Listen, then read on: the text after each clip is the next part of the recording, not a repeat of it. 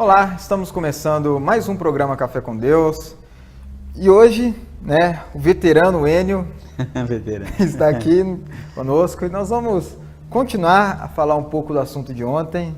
Creio que você assistiu o programa de ontem, né? Sim. E ontem nós estávamos, Enio, falando um pouco sobre o avivamento, A essência do avivamento, aquele avivamento que desde que Deus começou a se relacionar com o homem, é algo necessário, porque nós falamos ontem que o avivamento ele se dá por causa de uma quebra de aliança. Sim. E quem quebra essa aliança somos nós, o homem, né? Então, por causa desse ocorrido, Deus sempre traz um avivamento, de geração em geração ele tem trazido.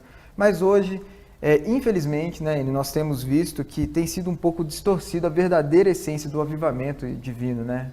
É verdade. Tem muitas coisas, primeiramente, meu amigo, minha amiga, estamos aí, graças a Deus, audiência dos nossos queridos lá de casa, muito bom, né? Muito bom. A gente tem sempre que agradecer, primeamente a Deus e também aos nossos queridos lá de casa, né? É verdade. Olha, muito obrigado a vocês. A lealdade, a fidelidade tem sido... Nós nos sentimos alegres e honrados. Que Deus os abençoe. Amém. Muito. Isso mesmo. Então, essa questão do reavivamento, todo esse, vamos chamar assim, essa necessidade, que de tempo em tempo se busca, Existe essa necessidade, Sim. as pessoas buscam avivamento e tudo, e a gente vê que, como que a gente pode dizer, se a gente olhar biblicamente, vamos dizer assim, nós podemos considerar o Pentecostes como um avivamento? Não. É verdade. Não é um avivamento. Não. É verdade. É verdade. Que outro aspecto nós poderíamos falar em outras situações? A pregação de Paulo para as igrejas na Acaia, a antiga região da Grécia, aquilo ali, foi um avivamento? Não era, porque as igrejas ali elas estavam numa progressão, numa situação normal, não havia uma situação de declínio. Certo? Então, quer dizer, eu penso assim, que o avivamento, ele de alguma maneira, como você estava falando ontem, ele surge... Poderíamos dizer que ele surge depois de Lutero para cá? A necessidade de haver um avivamento, ou outro avivamento? Sim. Após a era dos apóstolos, é assim. Então, agora, a questão é, biblicamente, não estamos aqui falando contra o avivamento. Sim, claro, é verdade. Mas quando se busca um avivamento como forma, que nós estávamos falando ontem. É verdade. Quando se busca um avivamento como forma, nós vamos dar com os burros na água. Quando nós buscamos um avivamento por essência, ou seja, por conteúdo, aí nós vamos acertar. E mesmo assim, é um acerto, vamos dizer assim, relativo. Não quer dizer que nós precisamos urgentemente de um avivamento X ou Y. O que nós precisamos, na verdade, o que a igreja precisa, na verdade, o que todos os irmãos precisam, na verdade, é pregar o Evangelho. Sim. Esse é o ponto. É isso que a gente precisa. Então, pregar o Evangelho. É verdade. Mas, na prática, e isso nós somos suscetíveis a isso. Isso é natural em nós, nós querermos fazer esse reavivamento, porque olhando para as experiências passadas, a gente viu que é legal, que dá certo. E muito bom. É muito bom. Então é mais que natural a gente querer promover esse avivamento. Mas o avivamento, quem faz é Deus. É Ele que vai fazer, operar esse que isso na verdade é um milagre, um reavivamento. É Ele que vai operar. Certo. E nós comentamos ontem eu falei ontem de Martinho Lutero e na Europa no século XVIII, XIX, tiveram muitos homens que foram levantados por Deus, Sim. usados para Deus trazer o avivamento para a igreja, o reavivamento para a igreja. Mas, Enio, esses homens, eles tinham uma característica. Primeiro, eles se mostravam contritos a Deus, eles se arrependiam muito, eles abriam o coração para Deus. Então, tem um grande homem de Deus, o Ivan Rhodes, no país de Gales, trabalhava numa mina e ele começou a orar. Uma oração muito simples, E que talvez nós achamos que essa oração não tem nada a ver com avivamento. Às vezes a gente acha que ela é muito superficial. Ele orava assim na mina que ele trabalhava: Senhor, subjuga a tua igreja. Todos os dias era oração. Se eu olhar hoje para uma oração como essa, pode ser que eu pense que isso não vai surtir efeito nenhum. Porque a minha cabeça, o meu coração já está com um avivamento pré-determinado. Mas ele orava: Senhor, subjuga a igreja. Amém. Subjuga a igreja. Os seus colegas não entendiam nada, mas depois começaram a orar com ele também, com o River Roberts. Subjuga a igreja, subjuga a igreja. Por fim, ele foi um homem usado grandemente para trazer o reavivamento ali no país de Gales. Um homem que Deus usou tremendamente. É verdade. Mas o coração dele estava onde? Estava em buscar primeiro a Deus. E ele viu uma necessidade que ele precisava melhorar em algumas coisas. Nós citamos ontem Martinho Lutero também, que na verdade tudo que Deus operou através de Martinho Lutero foi de um sentimento dele que ele teve de ver a si próprio. Ele chegou para o superior dele e falou: olha, eu estou frio, eu não amo mais a Deus, o que eu devo fazer? A partir daí veio o avivamento mesmo. Então eu acho que hoje, a gente precisa dessa essência. Como você falou, não estamos aqui para falar que o X ou Y é certo ou errado, mas a questão é o nosso coração. Né? O que nós estamos vendo hoje, que não podemos chamar de avivamento, não é um avivamento, mas que é, vamos dizer assim, um movimento que se faz hoje, é o chamado movimento gospel, né? Quer dizer, você tem um show gospel com milhões de pessoas, milhares de pessoas. É verdade.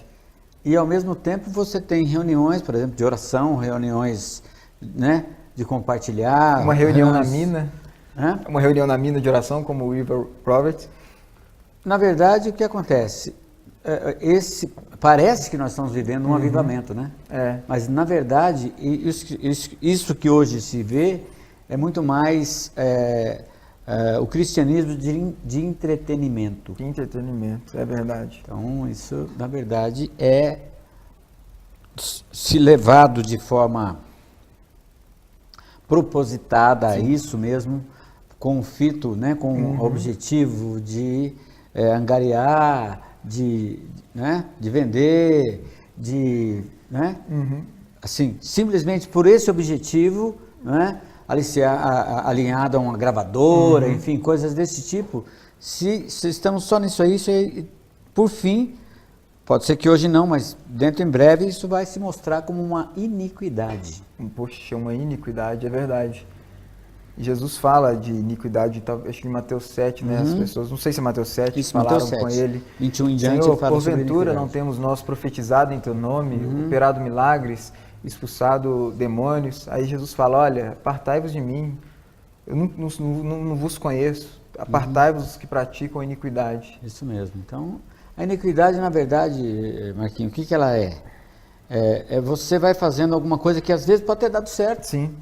Pode ser que o Espírito naquele momento falou assim: não, vai nessa direção, meu filho, minha filha, vai nessa direção. E aí, o Espírito quer, por meio daquela maneira, naquele momento, naquela situação, dispensar o Evangelho, dispensar o conteúdo da vida de Deus para dentro das pessoas, por meio daquele evento, e aí as pessoas pegam aquilo ali e vão para a forma da coisa. Certo? Começam verdade. a colocar a forma. Né, isso nós vemos em vários aspectos, várias coisas. Por exemplo, nós vemos hoje em dia, há muitos livros que eu vejo, às vezes, os amados irmãos escrevem algo que aconteceu com o sujeito, uma pessoa, um milagre, seja lá o que for, mas eu não posso, a partir daí, achar que todo mundo tem que passar por aquela experiência, senão não vivo Deus. Então, isso vira um dogma, né? Vira uma coisa que, no mínimo, está fora da realidade. Uma coisa que você falou, começou genuína, uma experiência com Deus. Uma experiência genuína com falando, Deus. Eu lembro em Gênesis, que antes da Torre de Babel, a Torre de Babel começa com um sujeito chamado Nimrod. Mas antes de Nimrod sonhar em construir a Torre de Babel, a palavra fala assim que Nimrod era um valente caçador diante do Senhor. Diante do Senhor. Então, quer dizer, ali ele tinha um dom, uma predisposição natural, e isso foi usado mais para frente para exaltar o nome do homem, e Deus não pôde tolerar isso, né? Sim. Quer dizer, a iniquidade. A iniquidade, exatamente. Eu acho que esse bloco já está terminando, né? Sim. Mas no próximo bloco a gente vai continuar falando um pouco mais sobre isso.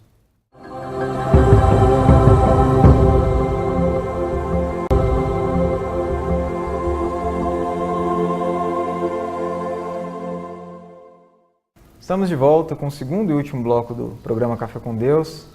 Estamos falando aqui sobre o avivamento, algo que está no coração de Deus, Sim. que é providencial para nossas vidas e que Deus tem operado no meio do seu povo desde o seu início do seu relacionamento com o homem. E nós falamos também que nos dias de hoje a palavra avivamento tem sido desgastada e o significado tem sido perdido. Certo. Né? Nós falamos dos acontecimentos que aconteceram no país de Gales e os pequenos detalhes, porque a gente foca muito nos poderes que aconteceram, o que aconteceu, mas a gente precisa entender que o avivamento, na verdade, era uma necessidade de Deus para a igreja. E hoje, muitas vezes, nós podemos operar a nossa necessidade para a igreja. Sim. O que a gente acha que está certo, que está errado, o que precisa melhorar, o que não precisa.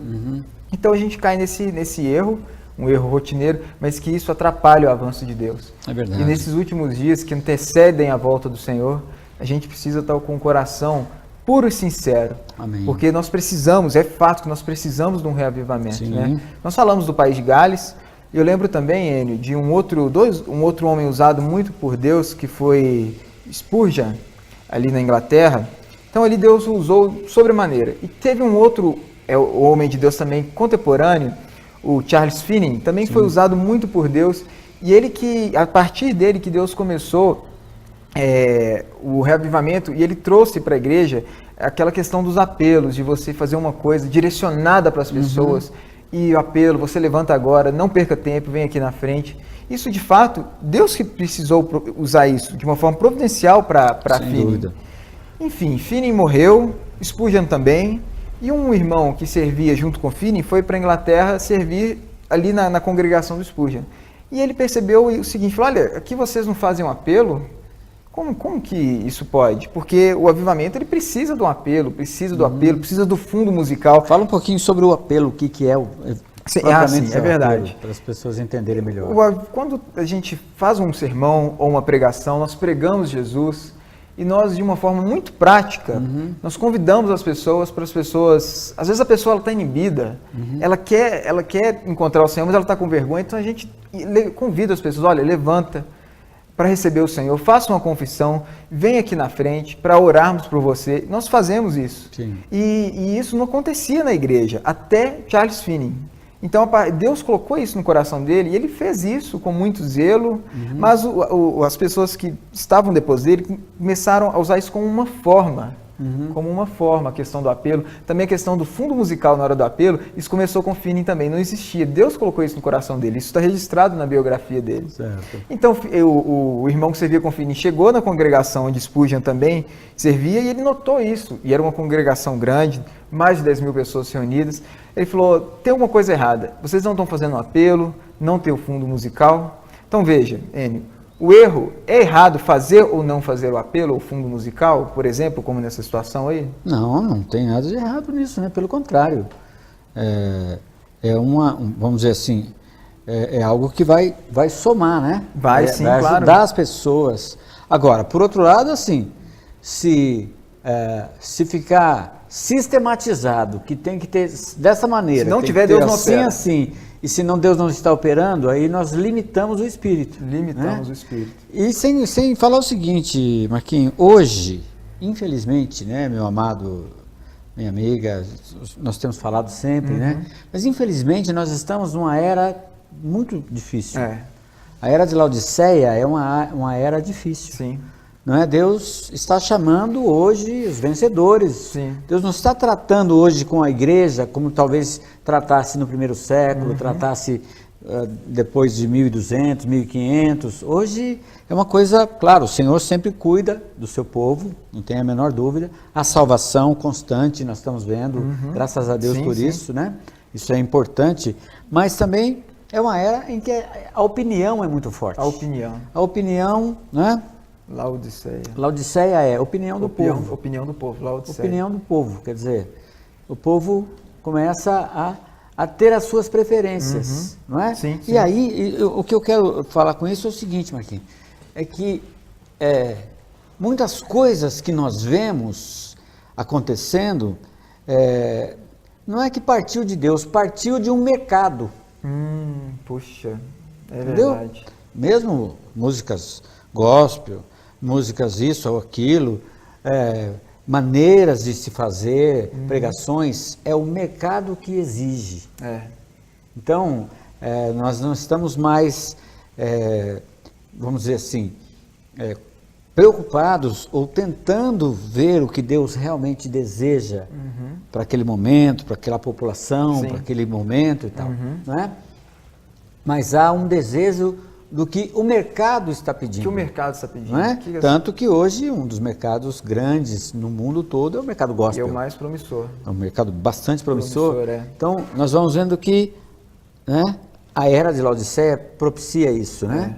Talvez, por exemplo, se fosse há 200 anos atrás, jamais nós teríamos essa condição de ter um gospel, um negócio tão... É verdade. Não teríamos essa condição, mas por causa da proliferação dos meios de comunicação e de todos, né, esse aparato, então, e por causa também da era de Laodiceia, né? A era da opinião do povo, então isso tudo ficou, agora, vamos chamar assim, a religião tem que se adequar a certo mercado. Poxa, é verdade. A religião, a igreja, os crentes têm que se adequar. Certo, então é um pouco... É uma difícil, era difícil, né? É uma era difícil. E falando ali de Finney e de Spurgeon, então ali aquele irmão que servia com o Finney questionou então ali na congregação onde Spurgeon levantou muitas igrejas e falou, olha, se vocês não têm um apelo, então começou ali a ter uma dissensão. Ali começou uma dissensão por causa de se tem que fazer o apelo ou não tem que fazer o apelo. Então o irmão ali com muita sabedoria falou o seguinte, olha, porque o Finney falou o seguinte, a gente tem que fazer o apelo porque o ferro, você molda ele, você tem que bater enquanto ele está quente. Tem que bater no ferro enquanto ele está quente. Então ali o irmão com muita sabedoria falou, olha, se o Spurgeon estivesse vivo, hoje ele ia falar para você o seguinte, se o fogo que aqueceu o ferro veio do Espírito Santo, daqui um mês o ferro ainda vai estar quente. Então o nosso fogo, ele é imediatista, tem que ser na hora. Tem que ser, eu fiz, eu sei como fazer, então vamos bater e pronto. Mas e o Espírito Santo? Então a gente precisa, né, Enio, buscar a direção do Espírito Santo. Essa aqui é a grande, vamos dizer assim, não deveria ser, mas ainda em muitos casos é a grande dificuldade, principalmente quando nós vamos fazendo coisas que vão dando muito certo. Né? É verdade. As igrejas, os amados irmãos, os ministérios vão fazendo coisas que dão certo. Não é? Então, uma coisa deu certo, então já vamos sistematizar essa coisa que deu certo, é aquilo ali mesmo, não é? E às vezes até mesmo em detrimento de outras coisas. Porque, por exemplo, essa questão do Finney, né? É certo bater no ferro enquanto está quente? É errado esperar esfriar 30 dias? Exatamente. Com 2 meses, sei lá, né? É certo, é errado? Não é. São questões de opinião, né? É verdade. Na verdade, quem precisa tomar a liderança nisso tudo é o Espírito. É o Espírito. E para nós é difícil, né? É difícil. Para nós, para o homem, de modo geral, não é fácil nós. Nós estamos aqui falando isso culpando ou jogando pedra, absolutamente. Do temor e tremor do nome do Senhor. A dificuldade é essa. Aí nós precisamos discernir pelo Espírito. Muitas coisas precisam ser discernidas por meio do Espírito. Por meio do Espírito. Senão o que vai haver vai ser dissensões. Né? Um outro irmão dos séculos passado, muito usado por Deus, ele disse que a igreja, nessa situação, ela começa como avivamento, se mantém como um movimento e termina como mais uma denominação. Então, isso acontece de fato. E eu acho que não é isso que Deus quer para o povo dele. Não, como ele disse aqui, no temor e tremor do nome do Senhor, eu vou falar de mim. Se eu estou falando hoje essa palavra aqui, compartilhando, é porque eu fui exposto e iluminado. Eu vejo quão suscetível a essas coisas eu posso ser. Por exemplo, Enio, se hoje nós falamos aqui uma palavra legal que as pessoas gostaram, pode ser que no próximo programa, esse programa de hoje para mim se tornou uma forma, deu audiência, então eu vou nesse caminho aqui, porque esse que é o caminho da audiência, esse que é o caminho que Deus vai alcançar as pessoas. Sim, então, facilmente, a gente perde a direção do Espírito. O Senhor Jesus, eu estava lendo ontem e fiquei tocado numa palavra que nós conhecemos muito, quando o Senhor fala, olha, vinde a mim, vós que estáis cansados e sobrecarregados. Ele fala, eu vos aliviarei. Logo, se remete a uma questão seguinte, o pecador que está no mundo, que ele está cansado e sobrecarregado, de fato é. Sim. Mas isso eu pude tomar para a minha experiência. Por quê? Porque no verso seguinte ele fala, porque o meu jugo é suave e o meu fardo é leve, ou é o contrário, o meu jugo é suave e o meu fardo é leve. Espera aí, ele falou que você está cansado, sobrecarregado, então eu estou tirando. Mas aí ele está colocando o jugo dele. O que eu quero dizer com isso? Muitas vezes, no nome do Senhor Jesus, pela obra e para a obra do Senhor Jesus, nós estamos carregando um jugo que não é o jugo que Ele quer. Exatamente. E isso só redunda em canseira e mais canseira. Portanto, essa palavra ela caiu para mim. Muitas vezes eu estou cansado e sobrecarregado, não com o pecado ou com o mundo, mas com aquilo que eu acho que é o bom para a obra, que é o certo. Aí o Senhor fala, olha... Como eu costumo brincar, Marquinhos, falando para as pessoas, fazendo a obra de Deus. Ou seja, fazendo a obra no lugar de Deus. Puxa, é verdade. É verdade. Fazendo a obra no lugar de Deus. Fazendo a obra de Deus. Ah, o que você está falando? Não, estou fazendo a obra de Deus. Mas deixa Deus fazer a obra então, É, né? A obra não é dele? A obra é dele, né? É dele. Então... Temos que ser meramente vasos usados pelo Senhor, da forma que Ele quiser, da forma que Ele aprover melhor, né? O apóstolo Paulo fala que tanto querer, o realizar é dele. Meu querido, minha querida, eu espero que essa palavra, assim como para nós trouxe grande ajuda, possa te trazer grande ajuda. Sim. Porque, na verdade, Deus também não quer nos colocar de lado. Não. Na verdade, Ele quer nos usar de uma maneira muito mais elevada e de uma maneira muito mais positiva que nós achamos. Às vezes nós achamos que o certo é isso aqui que é bom, mas Ele tem uma coisa muito maior para nós. É verdade. Mas se nós não abrirmos nosso coração, nos humilharmos e estarmos abertos para ouvir Deus falar, Ele não vai poder nos usar. Amém. Eu espero que essa palavra possa ter trazido algo de bom para a sua vida e que você possa ver que Deus Ele quer te usar. Amém. Ele precisa te usar como um instrumento para trazer um avivamento. O avivamento é uma providência de Deus. Sim. Nós precisamos.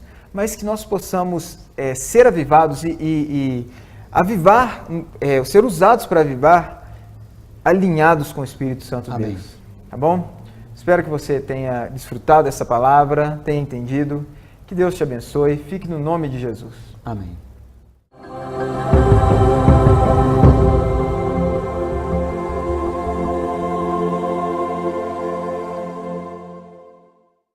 Você que está precisando comprar, vender ou alugar seu imóvel, procure a Immobile Imóveis. Aqui você encontra uma equipe treinada e com experiência no ramo imobiliário que irá cuidar dos seus negócios com muito carinho e honestidade. Venha tomar um cafezinho conosco. Será uma grande satisfação.